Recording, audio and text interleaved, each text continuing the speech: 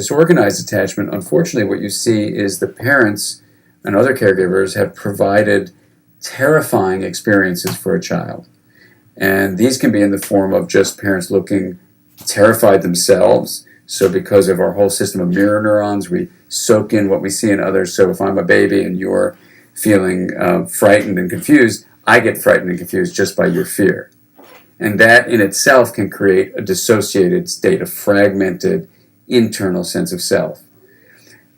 The other example would be if you were actually abusing me emotionally, physically, sexually, and I would develop a dissociative condition as well. And that the research is very clear on that, that the bind for a child is that when a parent is either terrifying directly or looks terrified and therefore is terrifying, it puts the child in an untenable situation. There is no solution to the fear I experience because one part of my brain says, I'm feeling fear, so I need to go toward my attachment figure to be soothed. But another part of my brain says, I'm feeling fear, I need to get away from the source of terror. So one part says, go to my attachment figure, the other part says, go away from my attachment figure, and there's no solution. There's literally no solution. The whole system collapses, and I fragment with dissociation. And when you follow these kids as they get older without treatment, what happens, unfortunately, is their ability to regulate their emotions is severely compromised. So if I feel angry, I can't calm it down. I can't make a separation between my impulse and my action. So there's a lot of acting out that is taking the inward world and acting it outwardly.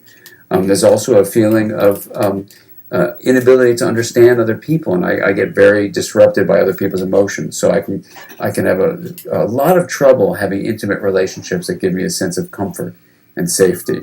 And I may misinterpret people's reactions because the way the mirror neuron system we believe works is it learns from experience.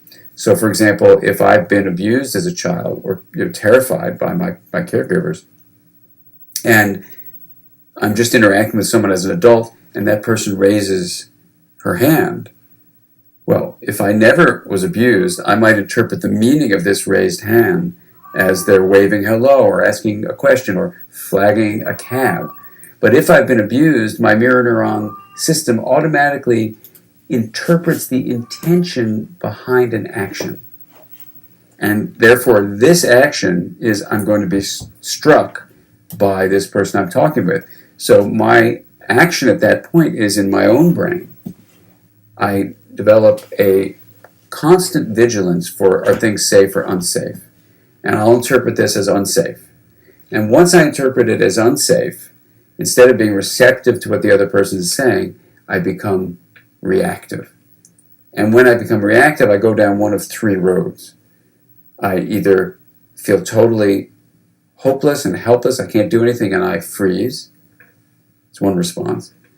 Or I feel like I'm massively in danger and I want to run, so I flee. And then the third option, which leads to violence, of course, is I fight. That within seconds, I interpret this act as a violent act. I go from receptivity to reactivity. I then have a choice of these three options. Am I helpless? No. Am I going to flee? No. Then I'm going to fight.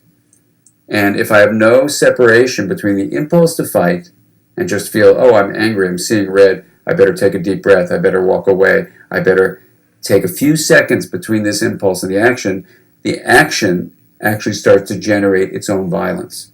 Because once I enact a violent behavior, then my whole system is put on alert that I'm engaged in a fight. And everything that I've grown up with from an evolutionary point of view over millions of years of ultimately being a fish in a cave protecting the female that I'm laying eggs with, I am going to fight to the death. And it becomes a matter of life and death. It's not just about this, 100-year life I have. It's millions of years of history when the fight response becomes activated from the brainstem, right? And so when there's a release of the cortical control over these subcortical impulses, then all sorts of things can happen that have an evolutionary basis to them, that are beyond even just my own personal history. Sure, I can enact the violence I saw when I was a kid and saw my father and mother fighting, or the the violence they enacted on me? Absolutely. No question about it. I can learn that. But I also have a whole brainstem fight response that I didn't need to learn anything about from anyone else, but millions of years of genetic sculpting that have shaped my nervous system.